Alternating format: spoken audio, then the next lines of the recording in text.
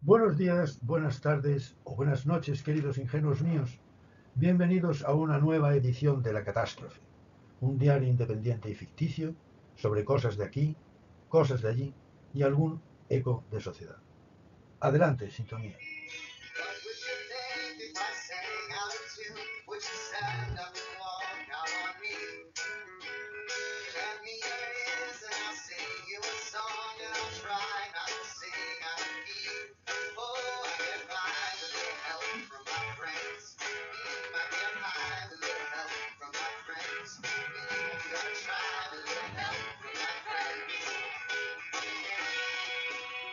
La Catástrofe, un magazine con historias completamente falsas, creadas por la mente inquieta y retorcida de un orate, que soy yo, y para cuya elaboración toda contribución será bienvenida. Comenzamos. Hoy tenemos un magazine muy sustancioso en noticias y como siempre vamos a empezar por el principio y cuando lleguemos al final pararemos. La primera noticia es una noticia de ámbito nacional publicada por el Chismorreo Press y dice lo siguiente. Según fuentes bien informadas, ayer en la localidad de Pitorro del Mamporrero, el burro del Nemesio se comió una seta que no era buena. El burro, no el Nemesio. Lo que le provocó al burro, no al Nemesio, un gran malestar que vino acompañado de fuertes retortijones y de ventosidades fétidas. Al parecer, el sufrimiento del pobre animal, del burro, no del Nemesio, era de tal magnitud que los vecinos de Pitorro del Mamporrero tuvieron que sacrificarlo allí mismo, al burro, no al Nemesio. Pero el incidente se convirtió en tragedia cuando súbitamente cayó fulminado por un infarto el Nemesio, no el burro. Los vecinos del pueblo intentaron reanimarlo, al Nemesio, no al burro, que por algo se lo habían cargado antes, pero tras 5 segundos de grandes esfuerzos no se pudo hacer nada por su vida, por la del Nemesio, no por la del burro. Los vecinos llamaron al cura, quien suministró la extrema unción a los dos, al Nemesio y al burro, y a continuación se procedió al sepelio. Vamos con la siguiente noticia. La segunda noticia es de ámbito internacional y la firma la redacción de un periódico inexistente.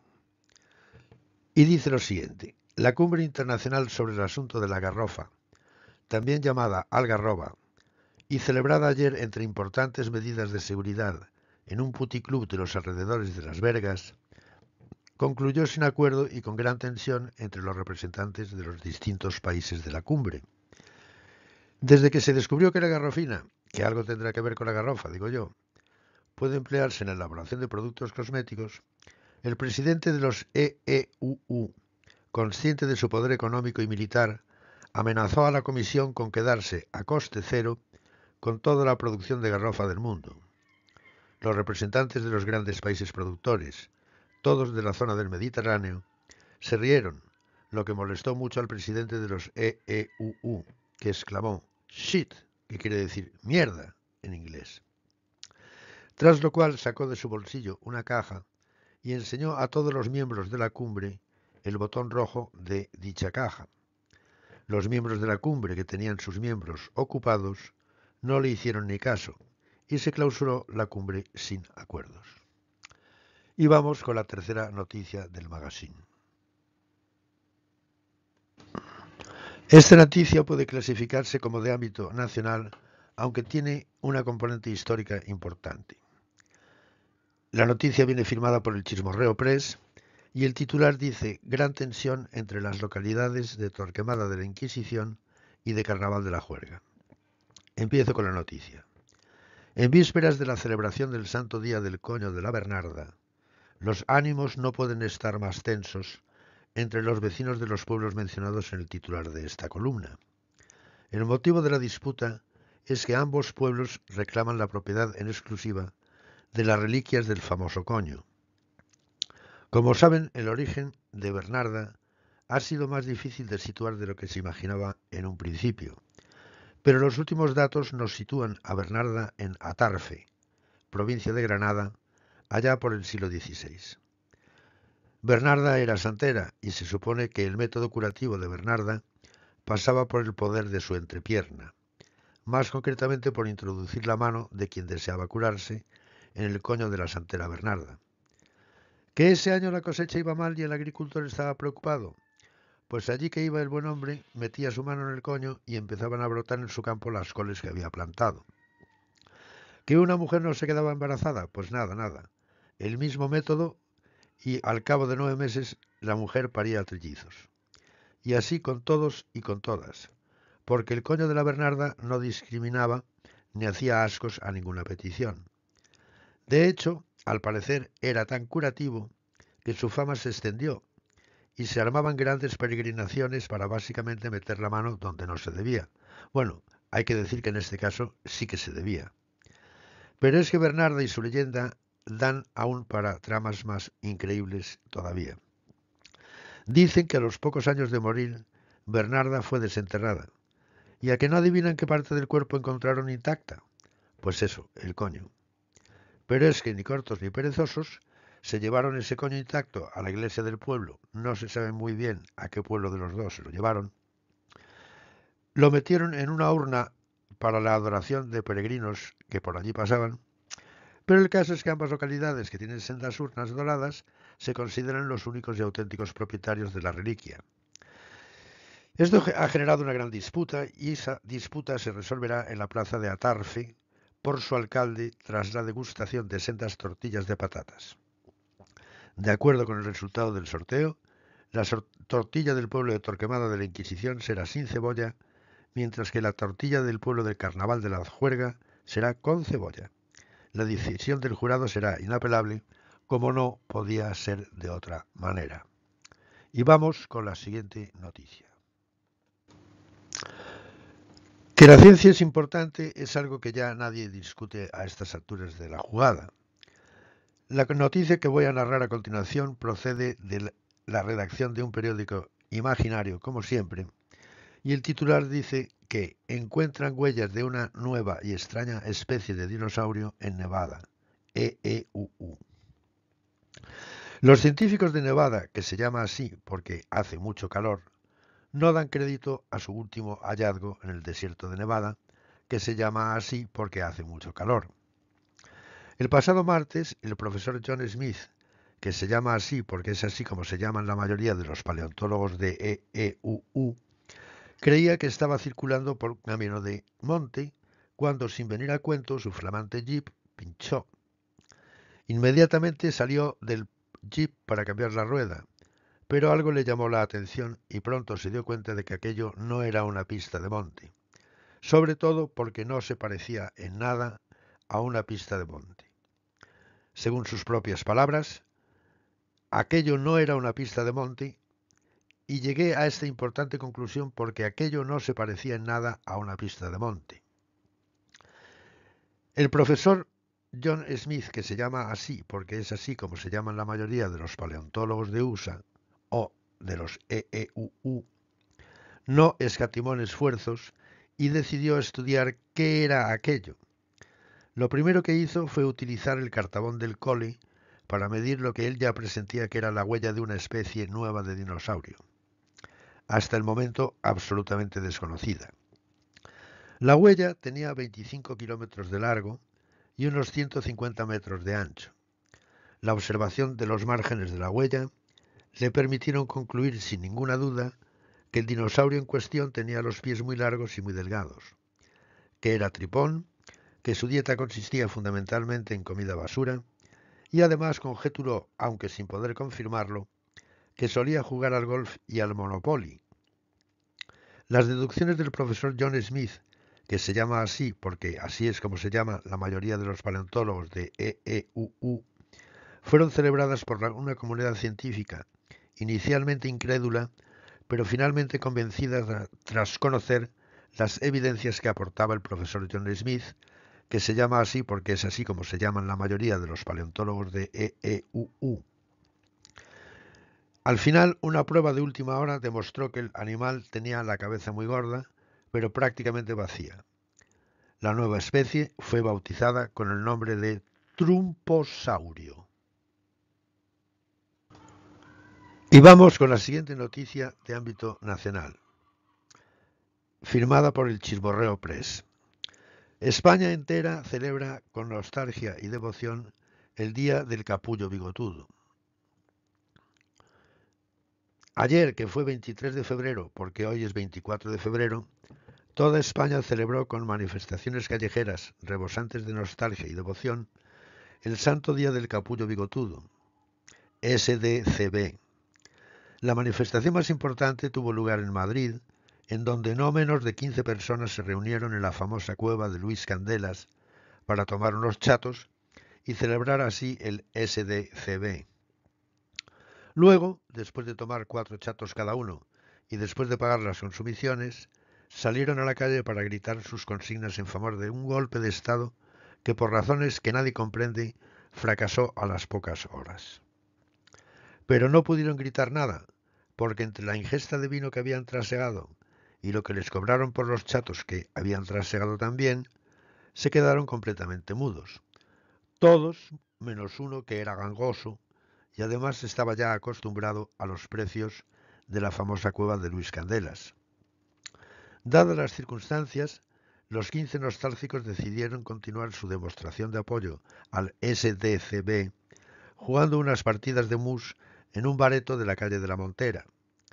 Pero no les salieron las cuentas porque cada partida de mus se juega con 2 parejas, no importa el sexo, por supuesto, lo cual supone que cada partida necesita de 4 personas. Como eran 15, no daban los números.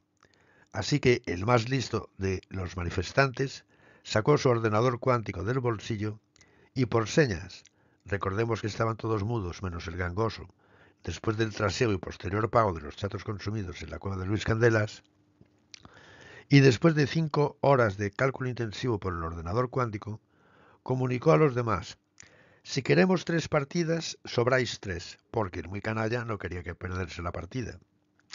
Y si lo que queremos son 4 partidas, entonces falta uno, o una, que para el caso es lo mismo. La solución vino de la mano de una prostituta que pasaba por allí y que fue inmediatamente reclutada al saberse que era una fiera jugando al mus y que no tenía ningún compromiso. Las partidas se jugaron con toda normalidad, mientras el gangoso decía adiós España. Y pasamos a la siguiente noticia del magazine de hoy. Noticia que es de carácter eminentemente internacional o eminentemente de sociedad o eminentemente de lo que quieran ustedes colegir. El caso es que está publicada por la redacción de un periódico desconocido, como siempre, y el titular dice: expulsan a un turista argentino o uruguayo de un restaurante chino de China por pedir algo que no estaba en la carta, en la del restaurante chino que está en China. La noticia dice lo siguiente: ayer, mientras España celebraba con nostalgia y devoción el Día del Capullo Santo Bigotudo, recuerden los lectores que ayer fue 23 de febrero porque hoy es 24 de febrero, un súbdito argentino o uruguayo, no se sabe muy bien porque el corresponsal, que estaba trompa, no pudo precisarlo, fue violentamente expulsado de un restaurante chino que tiene su chiringuito en China por pedir algo que no estaba en la carta. El pobre hombre no entendía nada de lo que ponía en el papelito que le dieron al entrar y que se supone era lo que había para comer. Desgraciadamente no lo podemos reproducir, pero créanme si les digo que no se entiende absolutamente nada. Hay unos símbolos extraños en el papelito, unas rayas, unos palitos que suben, otros que van de izquierda a derecha, otros que van de derecha a izquierda, en fin, un galimatías. En todo caso, por mucho que lo intentó el turista, no el chino que le dio la carta, y que, como ya dije, era argentino-uruguayo, no se sabe muy bien porque el corresponsal, que estaba trompa, no pudo precisarlo, pues como digo, este turista tenía un hambre de cojones e intentó una estratagema para ver si le daban de comer. Imitó lo mejor que pudo el acento chino mandarín y armándose de valor pidió salchichón de primero y de segundo chinchulín. Fue entonces cuando lo expulsaron, ya que el camarero se mosqueó muchísimo, y ahora el asunto está en manos de la policía. Seguimos con la siguiente noticia del magazine. Esta noticia de hondo calado nacional está firmada por la agencia LGTBI. El titular dice lo siguiente: la oposición al gobierno de Pedro I el Guapo pone el grito en el cielo ante la inminente condonación de la deuda catalana. La noticia dice lo siguiente: nuestros corresponsales de la agencia LGTBI, que está ya un poco obsoleta porque no es plus plus, afirman con toda contundencia que los partidos contrarios al del guaperas Pedro I el Cruel están que trinan por la condonación de la deuda catalana, que asciende a un potorrón de pasta. La pregunta está en el aire: ¿cómo puede ser que los catalanes hayan gastado tanto dinero en condones? Preguntados los mandatarios de la mencionada región catalana, la respuesta fue tajante: es que aquí, aunque se folle un poco, la verdad es que se jode mucho. Y claro, por cuestiones de higiene, esto hay que pagarlo, ¿no? Ante estas declaraciones, la respuesta de la oposición no se hizo de esperar. Pues si van a joder tanto, sin duda lo mejor es que se la plastifiquen. A lo que el Pedro I contestó: yo le pago los condones a quien me da la gana. Faltaría más. Ni qué decir tiene que la tensión es máxima, hasta el punto de que el resto de España, según fuentes bien informadas, se ha puesto a follar hasta en el trabajo. Y pasamos ya a la última noticia del magazine de hoy. La noticia, también firmada por la agencia LGTBI, tiene como titular el siguiente: encuentran al coloso de Rodas en el jardín de una casa en las afueras de Londres. La noticia dice: nuestros corresponsales de la agencia LGTBI, que ya está un poco obsoleta porque no es plus plus, afirman con toda rotundidad que un sereno de la City, que no tiene ni idea de nada, ha encontrado a la famosa y gigante estatua del coloso de Rodas en un jardín de 8 metros cuadrados en una casa de las afueras de Londres, London en inglés. Preguntado por el hallazgo, el sereno, que era de la zona sur de Londres, London en inglés, contestó: pues mire usted, yo qué sé, que mis compatriotas son unos chorizos y yo ya estaba un poco escamado por la antorcha que se veía salir de entre las matas de judía. Beans en inglés. El sereno no pudo dar más explicaciones porque, aunque no era muy tarde, ya había algo de penumbra y mucha niebla, que se dice fog en inglés, y sin venir a cuento se oyó una voz que decía: ¡sereno! Sin duda, esa voz era la de un inglés despistado que había perdido las llaves y quería entrar en su casa. Finalmente, el coloso de Rodas fue desenterrado y llevado al British Museum, como casi todo lo que se encuentran los ingleses. Y con esto terminamos el magazine de hoy. Muy buenas tardes.